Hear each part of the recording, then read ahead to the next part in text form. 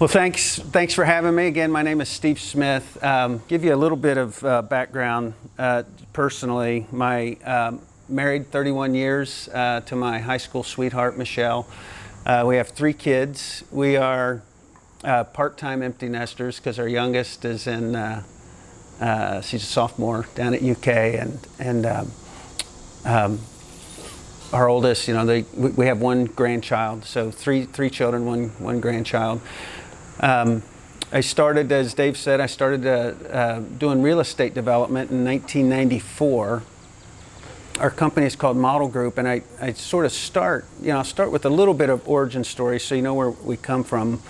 Both of my parents moved from Eastern Kentucky, different towns in Eastern Kentucky. My mom came up here when she was 16 years old in a coal truck after they got flooded out in the hollers of Breathitt County, Kentucky.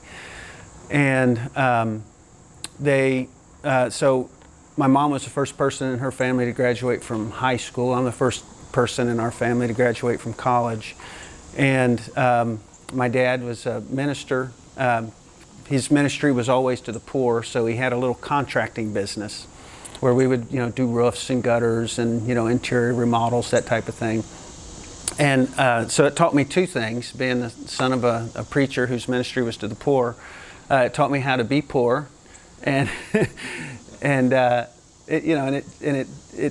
sort of put a fire in me for to be ambitious. There was something in there that was, I had all this admiration for what my dad was doing and the sacrifice that he was making, but I also had just like this fire that says I don't want to be poor. And now that's not an ambitious that I'm necessarily proud of, but it's honest. And so started working hard when I was, started dating my wife when I was 15. At 18, bought my first house. It was a complete disaster. Lost money on it, but I learned a lot. And so just started doing that again and again. Michelle and I, when we were 19 and 20, got married. And that's when I was really able to sort of, throw myself into business, because we already knew how to be poor, right? So we had, junker cars. By that time I had, flipped the house, bought a 4-family. We were able to live in that 4-family and saved money. We didn't have to have a bunch to survive on, and that allowed us to be able to take a lot of risks. And that's what I did. And I just threw myself into it. And we started, I partnered up with a man who's still my partner today, Art Reckman. And we started buying buildings, we started renovating buildings. We started off as a small property management company, and then, and it grew from there. And this thing just kept growing and growing. And I don't have any, I didn't grow up around business people. I didn't grow up around any professionals, attorneys, medical doctors, accountants, didn't know any of these types of folks. And so for the last 28 years now, I've just been making it up, right? Every day it's like I get up and I learn, and it's like, okay, that worked, but this didn't. Why didn't it work? And just sort of change and adapt. And part of that, as we grew, I got to a point where I couldn't work any harder, and so I had to figure out, okay, maybe we should start to build an organization, and we should start to have some structure. And so I started off, in the early days, just by hiring gophers, go for this, go for that type of thing, and no real thought of how this thing could scale. And so I started taking a deep dive into that, and that's around the time when I started saying, well, I also need to figure out, some time management and structure. So I discovered, 7 Habits of Highly Effective People, and started to digest that. And from that, figured out, our company should be about something. And this was also a time where I had really sort of, I'd walked away from the church. I'd walked away from God. I had, one, I was, super ambitious. 2, had my best friend was killed in front of me on a building that we were renovating. I had fallen off of a building that I was renovating and broke my back and my legs and my ankles, and was unable to and just became really angry because I had all these plans and I had a certain speed that I wanted to go, and my plans just kept getting thwarted. And so that's when I discovered Mere Christianity, and the way C.S. Lewis was somehow able to lead me back to God without using a single scripture. That's one of the things that I love about the book. For non-Christians who, if you can't use the Bible as a base text, how do you explain the Christianity and why it's important? And so the Lord started doing some things in my heart, and I started to just to have ideas that were bigger than just me, right? Bigger than just how much money can we make? What's the next move? And so at some point, and that's a much longer story, but we discovered that the mission of our company was to positively transform communities. And once I knew what that was, that was our big why. This is why we exist. And it's like, well, how do we pursue that? And started digging into culture. We had a really interesting culture that sort of, I had a great mentor and partner, Art Reckman, who did things a certain way. To this day, he's like a handshake guy, and he's always negotiating on behalf of whoever he's trying to do business with, preferring the other person. And so we had, some real things about so we had a great mission, we had a great culture, and then from there, it was about strategy. And so I threw myself into this idea of, I don't start, if I'm talking, like Bob and I had a 5-minute conversation this morning. He asked me about my business, and I said, our mission is to positively transform communities. And anybody in our company, I hope, it's on the top of their head, not because we memorize it, we force people to memorize, but because we talk about it a lot. And so our core values flow out of that. So we have our mission, our core values, our culture, and then everything flows from that. And so how we got to that point where that was really working is I developed a discipline of the first week of every year. I literally go to the mountain. I rent a cabin somewhere on top of a mountain. It used to be a prerequisite was, no telephone or internet connection. That's getting harder and harder to accomplish. But I try to go someplace with solitude and with beauty. And I would throw myself into, okay, I'm getting out of the whirlwind of the moment and the emails and the deadlines and saying, what is our mission? Are we accomplishing the mission? How does our culture look? Like asking those big questions. And got it to the point where, at some point you could wake me up in the middle of the night and I could say, what's the mission of your company? Boom, I could tell you, what are your core values? That's this. What are your key performance indicators? Like all the things that sort of flew out of that, I had them. And so I'm down there on the mountaintop, and I'm spending some quiet time with the Lord. And I felt a prompt, from God, say, well, what's the mission of your family? And I was like, I didn't understand the question. I said, well, the missions are for organizations. It was like, well, your family is a pretty old organization. It's been around for a long time. And I didn't have an answer at all to that question. But I decided to pursue it. And so I took some really clumsy steps towards that of, well, I'm going to write a family mission statement, and this is what we're going to be about, and therefore this is what we're going to do. And what I found out is what I was really writing about the family that I wish I had, or the family that I wish we were, like writing New Year's resolutions, right? I identified all the things that I thought were wrong or broken about me, and all the things that I wish our family did, and I would say, okay, yeah, this is what we're about. And then I was reading First Break All the Rules, Marcus Buckingham, and this wasn't his I just happened to be reading it on that trip. And in that book, he gives an example. He uses Aesop's fable of the frog and the scorpion, right? So the scorpion, they're both standing on the edge of a river that's moving fast, and the scorpion comes up to the frog and says, hey, why don't you let me climb on your back and we'll swim across? And he says, I'm not letting you anywhere near me because, you'll sting me and I'll die.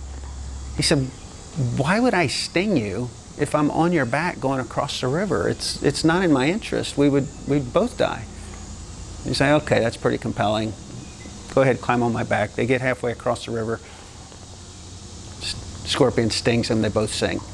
As they're sinking, Frog says, why did you sting me? It wasn't in your interest. He says, I'm a scorpion. It's my nature. So that's a pretty dark negative, but if you think of the flip of that, what Marcus Buckingham says is, people don't change that much. Stop trying to put into people the things that are left out, and instead draw out the things that are left in. That is hard enough. And when I read that, I was like, oh, like that's what are we great at? Like, how can we be more how can I be more of the person that God created me to be? How can our family be more of the family, and with the wonderful gifts and attributes that we have, how can we be more of that? How can we draw out, I'm reminded of the scripture that says, stir up the gifts that are within you, right? God has given us certain gifts. How do we stir those up? And so after a couple of really clumsy efforts and it's almost comical to me when I go back and look at the ones that I wrote myself, I had a session with Michelle, my wife, and we went at it a different way. And so we did 2 exercises. These were brutal exercises. They're hard, emotional. First part took a long time. But we did the exercise, and those of you who have read 7 Habits will recognize it, where again, we went to a quiet, beautiful place. We spent some time in prayer. We get into the right headspace. And we say, okay, imagine you're walking into, we go to Crossroads Oakley, and how they have that chapel right off of the atrium, for those of you who have been there. We said, okay, imagine we were walking into the chapel. We walk in the back. We're walking up the center aisle, or it's me. It's not us together. I'm walking up the center aisle, and I look around, and I know everybody in the room. Like it's, and it's like, oh my gosh, people that I haven't seen since high school are there.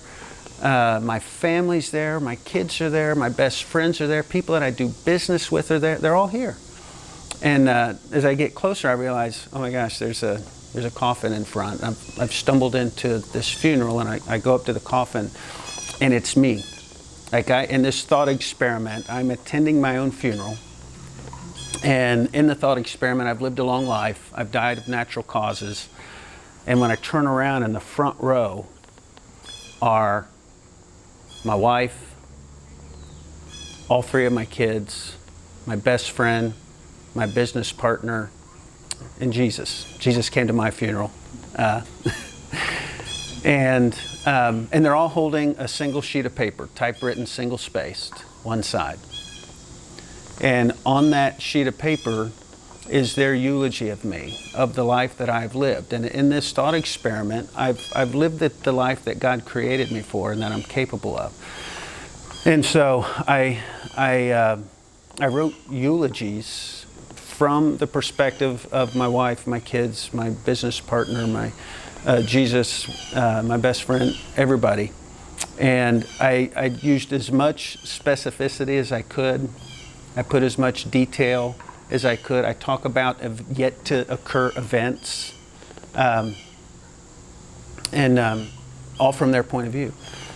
And so we did that, and then the next thing we did, I called it the speed round, where my wife and I are sitting across the table from each other, and we came up with these questions where we would set the scene and we would set a timer, because the eulogies were hard and they took a long time.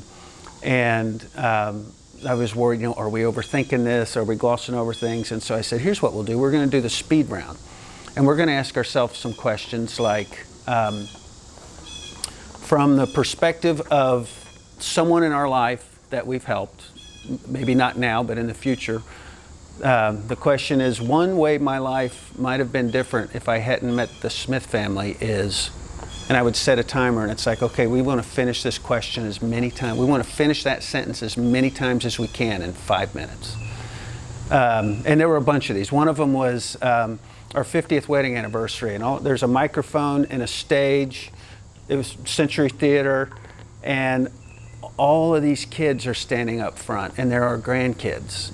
And the question is, my favorite thing about Grandpa is the way he always Finish that sentence as many times as we can. And so what we're doing is we're using our creative imagination to project the life that we're capable of, the life that in the future we will wish we had lived. There's something about end of life or key moments in the future. I'll give you an example. When I was a kid, we lived on top of a hill in Cold Spring, Kentucky, and gravel driveway. And when it snowed, you couldn't get up the driveway. Well, we went to church Sunday morning, Sunday night, Wednesday night. We had visitation on Saturdays. Jail ministry was on, Tuesday. And then if there was revival, it was 7 days a week. That's the way the Pentecostals did it. And so we were going. And so we're on top of this hill. My dad comes out, and I was a little kid. It was a big snow. He said, "Listen, we got to walk down this hill. I don't want your mom to have to walk through all that snow. So you're going to do a path." Now, when I say a path, I'm talking over 1,000 feet of driveway. You need to do a path down the hill so she can walk down. And I said, "Okay, we'll do it." So I just put my head down and go to work. And I'm working hard. I'm looking at the next shovel in front of me. My dad comes out a few minutes later and he says, "Son, turn around." And I turned around and he said, "Look at that." And this, so it's doing one of these deals. It's a snake. He said, "You see that fence post down there at the bottom of the hill?" I said, "Yeah." He said, "Don't take your eyes off of it. Shovel, don't take your eyes off the fence post." That's what I did. We all know how that story ends, right? Same amount of effort, didn't change one thing, except for instead of looking at the next shovelful, I was looking at the fence post, and now the path was straight as a string, right? And that, to me, there's something magical about just spending a little bit of time. My wife and I spent an afternoon going through this exercise, and it has dramatically changed the trajectory of the rest of our lives and how we spend our 3 T's, right? Our time and our talent and our treasure, because now it's like we know how this thing's going to end. We feel like we know what God has called us to.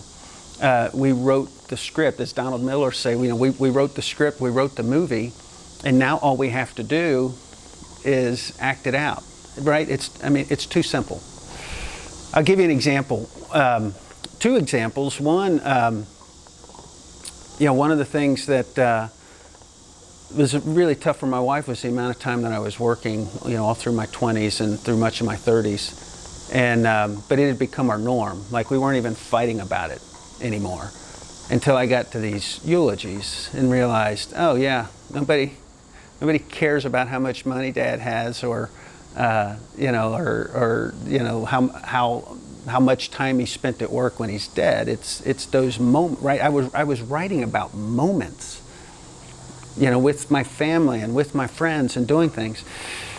And so in that, we actually pivoted. We get through our planning week, and I said, I want the kids down here. So the kids come down, and I said, listen, and I should tell you, I'd been working full days, Monday through Saturday, full days. On Sunday, we would go to church, we'd go out to dinner, I'd drop the family off, I'd go into the office. And that was just the rhythm. And so I said, hey, Dad's not going to work on the weekends for 1 year. And in the back of my mind, that means Sunday. And they were like, you're not going to work Saturday or Sunday for a year? And I said, that's right. I'm not going to work Saturday or Sunday for a year. And that was probably, gosh, I don't even know what year it was. It's at least 10 years ago. So a couple things have happened. One, I haven't worked a Saturday or Sunday in over 10 years. And if you look at the growth of our business, it's not, we haven't grown. In the last 10 years, we've averaged 18% year-over-year growth with 1.5 days less of me. So one of 2 things happen, and they're both good.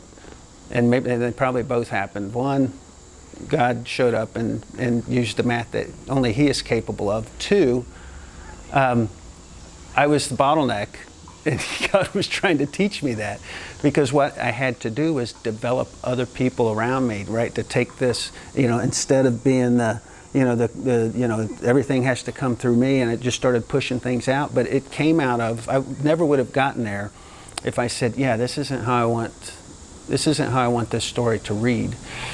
Another example, in my eulogy from my youngest daughter, Audrey, and I don't know where this came from. Like, again, we're on a timer, and it's but in the eulogy, she said, one of the crazy, she said, I know it sounds silly, but one of my favorite things from my dad was he would always send me these silly text messages, and I never knew when they were coming or what the deal is with these text messages. But he would either encourage me or just say something silly, and when I got into college, I would show these to my friends, and we'd have a good laugh. And now that I have kids, she doesn't have kids yet, but again, I'm writing for end of my life, and now my girls can't wait to get their silly texts from Grandpa.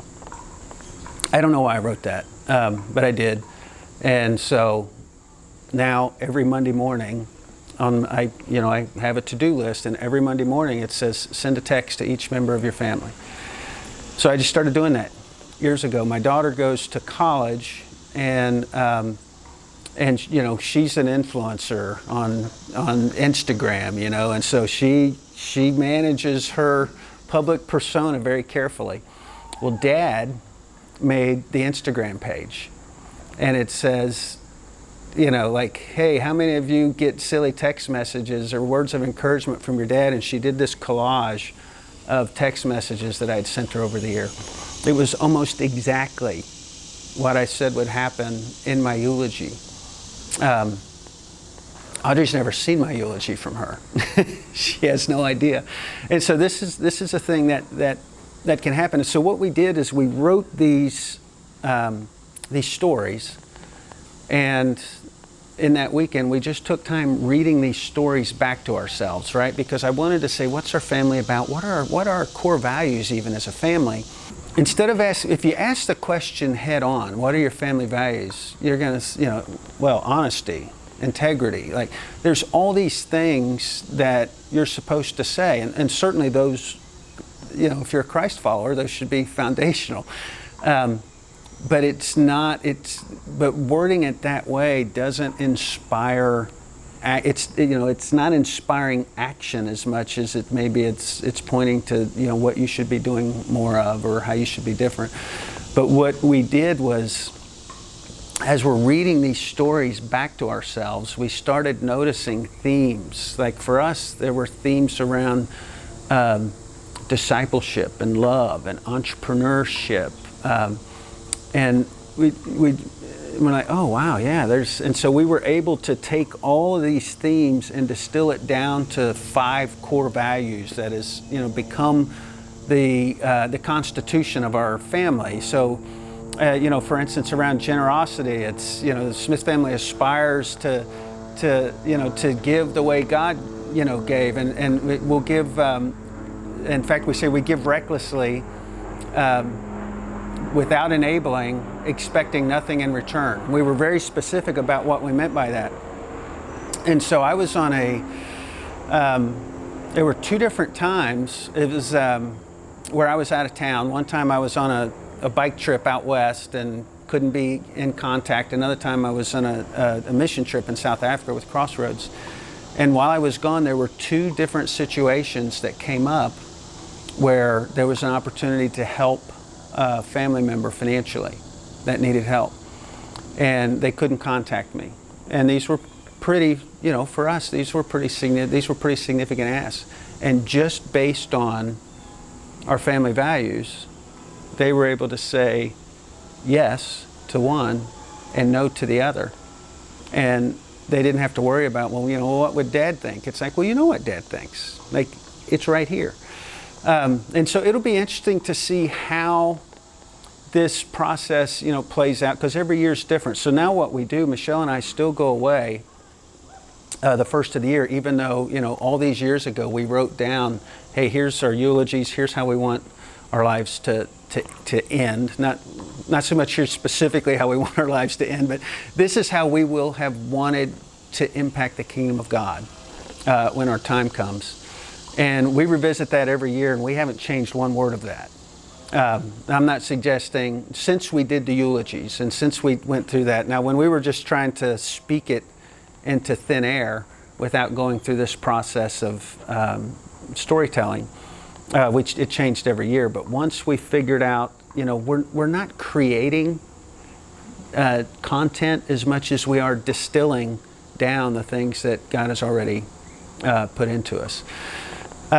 This has manifested itself in like sometimes in really big ways. Like for me, agreeing not to work was that was a big deal, and just wasn't sure that I was even going to be able to keep that commitment. But a lot of times in small ways, it's had a big impact. So, for instance, I was talking to Dr. Deeger before about our vacations, and so my wife and I will just take a minute. When I say a minute, just a few minutes. In fact, I think we got some of this from Paul Owens, where when we went on vacation, we said, are there going to be opportunities, because we're all there, and we usually try to take my parents with us when we go on vacation, at least to the beach, where there's going to be moments to just like really connect. And so we reached out to Paul, and Paul gave us a list of questions, and we typed those questions out on a piece of paper, and we just cut them up into rectangles, and we put them in a bowl in the middle of the table. And every other beach vacation we had had up to that point was awesome, right? But the deal is, hey, you get up in the morning, you have breakfast, you go spend time at the beach, and then you repeat that for 7 days in a row, and you go home. And the beach has a way of sometimes spreading people out, but we know that at dinner time. And so we would just pass the bowl around, and they were just, asking about, hey, what's the memory of this or what's that? And the fact that we had this multi-generational aspect there, some of the richness that came out of that is just staggering. And it was a simple thing that literally took 2 minutes of Michelle and I saying, yeah, like how often are we all going to be together for a week? What is a way that we can, and I'm not trying to turn vacations into time where it's like all we do is, sit around and navel gaze and talk about deep stuff for a week. It was fun, and it was memorable, but it was deeply connective. And we got my kids got to connect to my parents in a way that they never would have otherwise. And at some of the stories that were told, the same time my kids are hearing it, I'm hearing it, right, for the first time. And so let me just sort of tie this thing up, because this is a thing that could go on for hours. But once we figured out how we sort of wrote the script for the movie that is our life, and then we distilled, hey, here's our core values, so even if it's not part of the story, we now have a framework for what's important. Then every year we will sit down and say, okay, based on how we know we want this thing to end, what are some rhythms that are going to have to happen? And so I actually made my own planner based on Covey that has, hey, these are my weekly rhythms. Like one every week that I just have to check off. It's like send the kids a text message. And I'm doing it in the context of my roles, again, like 7 Habits. So if you notice, the people who were in the front row giving those eulogies, those represent my role as a Christ follower, as a business owner, as a friend, as a father, as a husband, right? So all those roles. And so I have little separate boxes every week that just says husband. It's got a blank line. Hey, is there anything in that role that I'm putting off or need to do, or that would just speak love to Michelle? Or what about my kids? And discipleship is a core value, and so I have people that I'm mentoring, and so I have mentees. Is there any place I need to reach out? And most of these things just take a second. And the thing is, and I set aside Monday morning. So Monday morning, 7 o'clock to 8 o'clock, everybody in the company knows that time is sacrosanct, and it's like, yeah, I'm in here doing my thing. Planning process doesn't take an hour. That includes time for me to read some scripture, do my planning and then get started on my inbox, because I love to start with an empty inbox. But so I'm not talking about, hey, in order for this to work, you need to spend an hour a week doing this. But all I'm doing is connecting how I want my life to end, how I will have wanted to affect the kingdom and my family at the end of my life, and connecting it all the way back to, is there anything I can do on Wednesday that the guy in that coffin would have done? Like, that's, we always say, well, what would Jesus do? Well, the other question I ask is, what would the guy in the coffin do? The guy that those eulogies were written about, those guy that those stories were told about, what would he do on Wednesday, right? Now that's a heavy load sometimes, because sometimes Wendy's jam-packed. Great. Sometimes I'll go for, in a lot of weeks, I don't have anything in my friend role, or I don't have anything in my mentorship role that can advance the ball for the guy in the coffin. But I'm making the decision intentionally. And the worst thing we can do is, if you stop asking yourself that question, years can go by. Literally years can go by. And so that's the only, if there's any magic, it's like, I know what needs to happen. So I have a 3-step process. I've already done, here's what I hope is said when I die. And then that first week in January, I'm taking a deep dive into what kind of things would the guy in the coffin do this year. And I'll look at that for each of those 5 roles that I have. And then once I know because you can't sit down and read your eulogies every Monday morning. It's too heavy. And at some point you're glazing over it and you become callous. But if I know, at least annually, I'm going to look at them and say, what would this guy do? Now I have it. And so now I have this touch point that every Monday morning at 7 o'clock, oh yeah, oh gosh, I haven't done anything there. Oh boy, I'm really crushing this. And now, how many of you, what do you think my percentage of completion, if I say, okay, in January I said I was going to get all this done this year, it's now December 31st.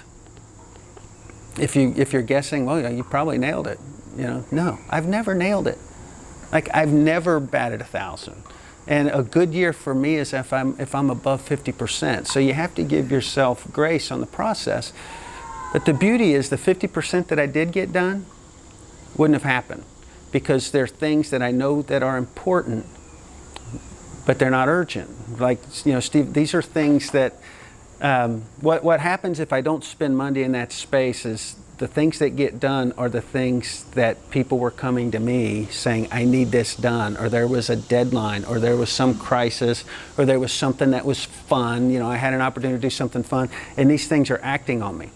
But the most important things, it is never act on you, right? It's nobody's ever going to come, Bob, and put a gun to your head and say, hey, you need to go for a run this morning, right? You decided to do that. You acted, but that's going to, that extends your life. It makes you healthier. It improves quality of life. That's the nature of all things that will have the biggest impact on your life. Is they're supremely important, but they can always be put off one more day. Everything that is supremely important, think about it, whether it's health, nutrition, relationship with your wife, relationship with your kids, your relationship with Jesus, those are the supremely important things, and they can always be put off one day. And so what this does is say, okay, let's acknowledge that these are important. Let's imagine how I will have wanted to do this, and then create a framework to say, yeah, on Monday, I'm sending a text message to my kids. And that's it. It's not magic. It's just it's a tiny bit of discipline, and and sort of an easy way to just stick a toe in the water is just sit down and write do the speed round. Sit down and write a couple questions from your great grandkids, or these imagine. The impact that you're having on people's lives, every Saturday that you're doing work in the community. Like, imagine that person's life 25 years out, and use that as your inspiration to say, is there anything that I can do this week? That's sort of a rolling start, but I just strongly encourage you to go big. Say, I'm going to write these eulogies, I'm going to write these stories, I'm going to distill those core values, and then once a year, I'm going to sit down and set goals. And I literally spend 10 minutes on Monday morning, right? Big investment to write the eulogies, a big investment to do the annual thing, but frankly, it's some of the most connective time I have with my wife all year.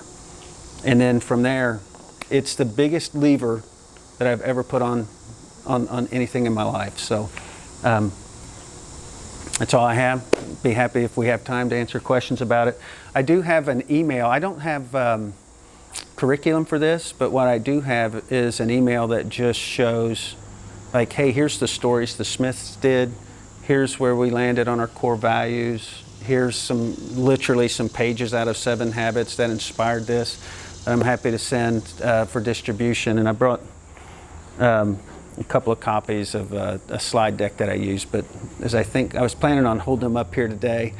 So as I think about it, those might not make sense without the context. But anyway, happy to follow up with that email. So thank you.